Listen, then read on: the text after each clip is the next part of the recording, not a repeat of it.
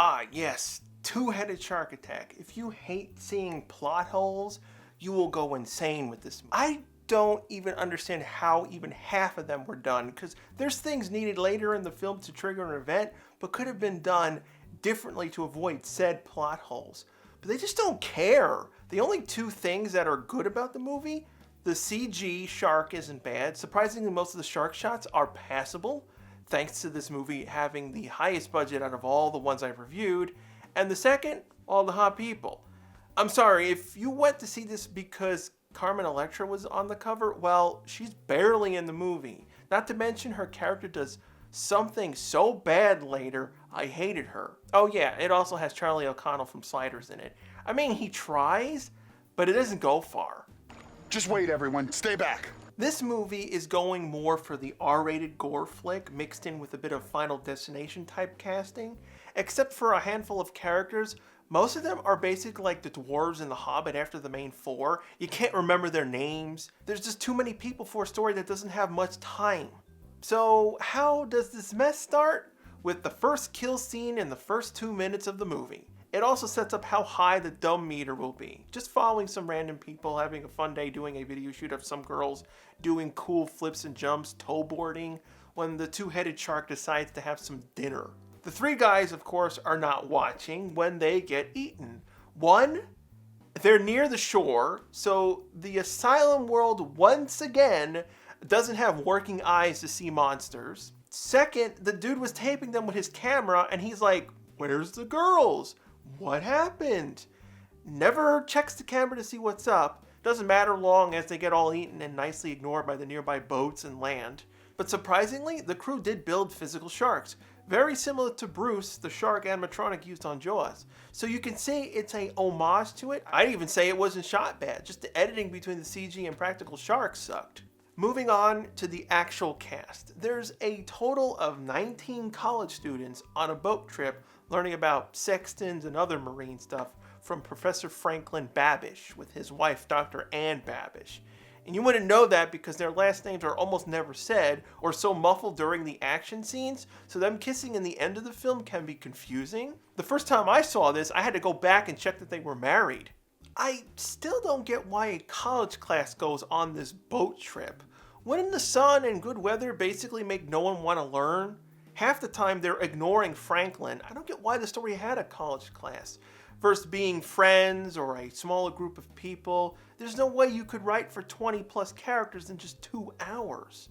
There was even too many kills in the movie that could have been cut out, making the story flow better. Out of the 3 leads, Kate is the one that gets an arc, and while the movie does the usual stock characters, the ass muscle guy Cole, the nerdy guy Paul. Paul, either grab this or grab you. Both tools.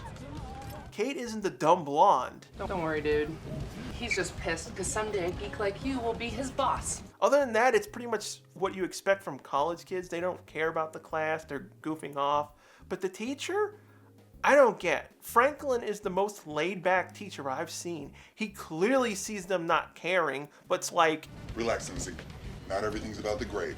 Just learn. The script is not doing the college part a favor. I wish this was the only thing wrong with the story, but no. The first dumb scene comes up with a dead shark getting caught on the bow of the ship. Let me ask you guys this. What would you do if a dead bird landed on your car? You'd pull over and be weirded out, right? Not these guys. Not only do they have Paul, the nerdy guy who knows more than the teacher, which makes him look bad. What do we have here, a tide pool? No, it's more like a hole. Gives this long exposition on what species of shark they hit. It's a megamouth shark. They were discovered in the 70s, but ever since then only 50 or so have been seen. It being in the waters here is odd, but the ship keeps going at full speed while Franklin is trying to dislodge the shark. And when he finally gets it free, it gets jammed into the ship's engines. Excuse me, writers? What happened here? You want to make the ship get damaged to get your character stranded and unable to escape the shark. Was it hard to have the scene make a little more sense? Like, instead of the ship dragging the shark at full speed, making everyone look like morons, have the shark fleeing from the mutated shark, then running into the ship's props by mistake? You can still have the exposition scene for Paul, just have bits of the shark come up to the surface for him to identify. My Way even saves money on effect shots. I don't get it with these movies. Making characters stupid, for me, ruins everything. It's like the devil's ending in Cyberpunk. There's an easy out, but I don't know if V was made dumb because of sequel baiting, or the writers didn't catch they had plot holes with the relic chip. So, after the small shark gets torn up by the engines, the two-headed shark goes and eats it. In the process, damages the ship. I love how they have Franklin still pushing on the shark while it's already below the waterline. Nice editing. So they're taking on water. I totally buy that the shark can easily damage the ship, but somehow these impacts break the radio antenna. Does the shark have ESP? It's ridiculous. Either have the flooding short out the onboard electronics, blowing out the radio, not have magic breaking antennas. And this is not even the dumbest bit. Earlier, before they got attacked, the asked character, Cole, while he's like, look at my arms, let's make fun of that nerd Paul, his cell phone goes off. Yeah, they went out of their way to point out that he told them to not bring cell phones. How many times have I got to warn you about the no cell phone rules? So they wouldn't get distracted, even though the trip itself does that. But they have a working cell phone that doesn't get remembered or used. And you know why this exists?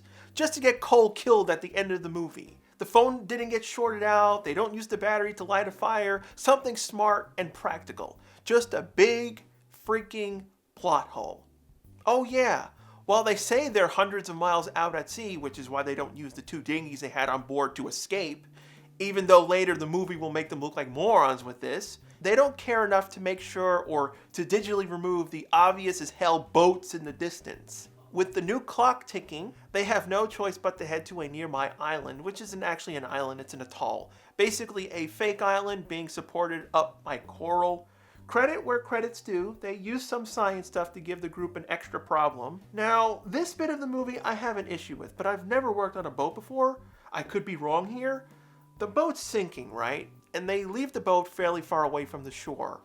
Wouldn't it make more sense to be close as possible to land so that if the boat can't be fixed fast enough, it doesn't sink? I think 20 people could push it back out to sea once it got repaired. They do have bilge pumps on top of that. The movie's already bad with these problems. I don't know if this is a part of the stupid writing or would actual sailors do this. The island scenes are the best part of the movie. It's where we start getting to know these college characters. In some cases, seeing them act crazy, because there's this one girl while they're exploring some fishing shacks. Yeah, the island has some fisherman gear. She finds a gun and just puts it in her bag.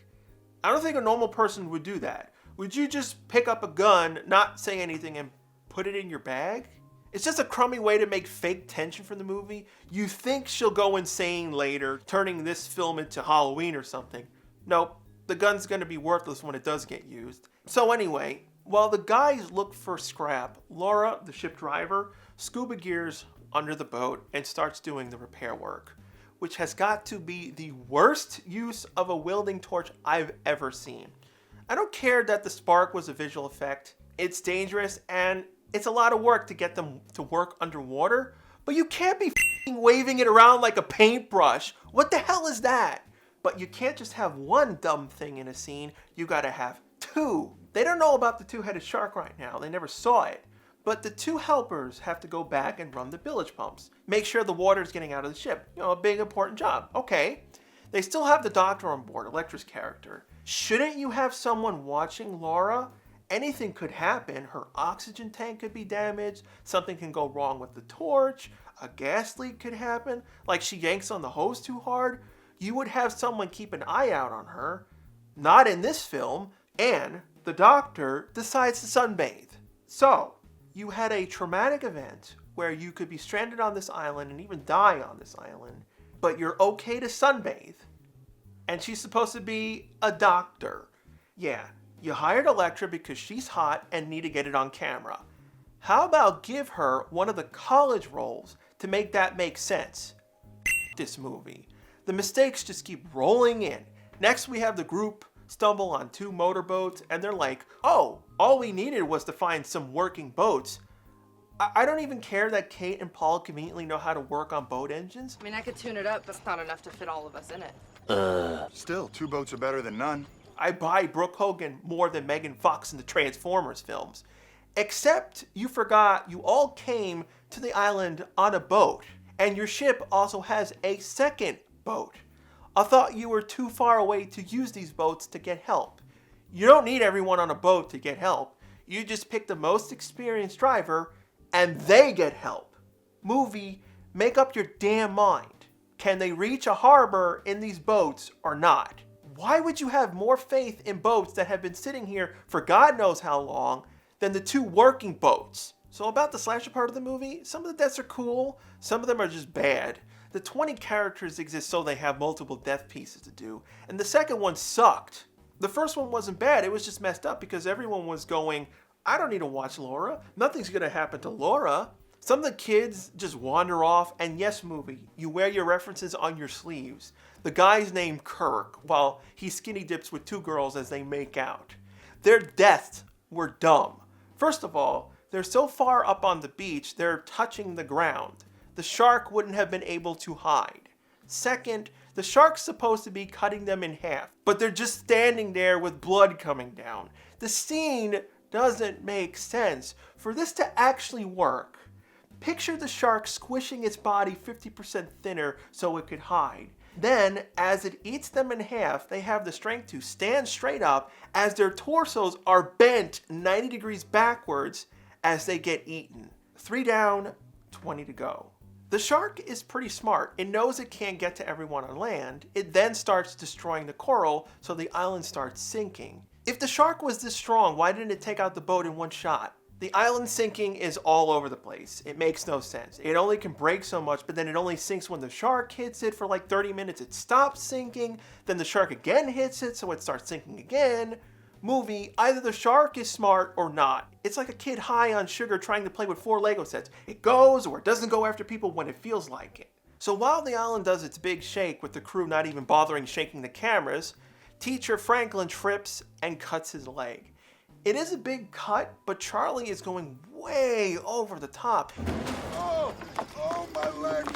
Oh. He's basically acting like his leg was broken and we could see right through to his bone. Show that or don't oversell his leg because he has to do things later on where he's walking on it. So they head back to the boat to get his leg fixed by his wife. Shark doesn't go after them for some reason, which is when they finally realize Laura is dead. It had to have been a couple of hours because Kate and Paul were able to get the abandoned boats working at that point. And no one checks on Laura. The dialogue is cringe. They're not talking like people. It's the live-action Airbender movie having voiceover describing what's on screen. There's a thing called shock and emotion, guys. They don't even freaking curse. Time for asshole character to kick in for the plot. So, in a life and death situation, Cole and some buddies decide to take the repaired boat for a spin, wasting the limited gas. I am so glad I'm not with these people. When they finally see the shark for the first time, because the shark hears its cue to attack the boats. It's not like there were 2 other times in the movie boats were in the water. They try to say it's attracted to EM fields or some other nonsense. That's why it goes after Cole's boat first. The motor's bigger. Not to mention this had an editing mistake, or they really think the audience is that dumb. They needed to repeat the explanation twice. Because his motor's bigger. Sorry, the movie's dumb, not the audience. And for once, has a good idea and tries using a flare to get the attention of the shark. Hold on. You're telling me the boat had working flares and you didn't use them at the start? Guys, all you had to do was have Gun Girl shoot off a few rounds as an attempt to distract the shark or something. Wait, sorry, I'm thinking too logically. Cole bails at the last minute while we watch his friends get all eaten. It's a good gore scene, just has some editing issues when it goes between the CG shark and practical shark. CG sharks underwater eating them, practical, it's on top. So everyone rushes back to the island, followed by the dumbest moment in the movie. They're all like, the island's sinking, the boat needs to get repaired, but we also have another option. The Sea King is equipped with an emergency transponder. To activate it means we have to scuttle the ship. Sink it. I'm sorry, maybe because it's the stroke I just had, but you have an emergency transponder that could save your asses, but you need to sink the boat for it to work? I know boats come with special emergency systems that automatically turn on when they touch water, but you're telling me something that's designed to save your life can't be manually activated. That's like saying I can't wear a hard hat unless I'm on a construction site. Goddamn movie. Kate volunteers to go back to the boat and finish the welding with Cole as her backup. Guys, I'm sorry, but he's been a POS for the whole film and got people killed. Kate even punched him in the face, and you still let him go with her. Who else here thinks he's gonna run? And of course, the one time the main boat is supposed to be empty, we see a crew member walking through the windows. You choose to use this angle at this time, movie. Cole gives Kate like, what, a few minutes, and then just starts the boat just like that. Doesn't give a damn she's in the water to the props. You just want him dead. But I don't get the satisfaction because he's killed by his cell phone going off.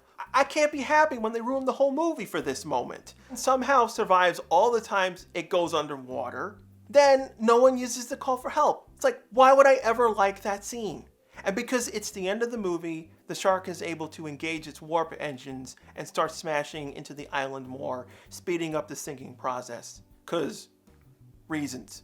We get some crummy FX shots of the water flooding on the island with complimentary shoreline rocks, and the crew and Franklin get killed off by a massive wave, leaving us with a few characters trapped inside one of the fishing shacks, as the shark has problems breaking down a worn-out door. Most of them die by the shark, while the gun girl shoots it doing nothing. That's all the gun does in the movie. They completely missed the chance to make the ending work better. So the last three surviving characters, Paul, Kate, and the only other character that had a brain, found the gas barrel, and they think up the plan to blow up the shark. If they can light Paul's shirt and lure the shark to the barrel, they can kill it. For once, they made something that made sense. The cloth is too damp to light, so it fails and the girl gets eaten. But smartness has to be followed by dumbness. For some reason, because they don't show it, the barrel blows up, taking out one of the heads. Yeah, it just blows up for no reason. How can you miss the obvious? You had a gun in the story. It was useless where you used it, and you don't have the gun be used to blow up the barrel by causing a spark or something? Have the girl who's about to be eaten give a big F you to the shark. Pull the trigger, boom! What, you lavishly mimic Jaws but didn't want to go all the way? The ending goes downhill. First, they forget which shark head was blown off, so lots of times it's left or right.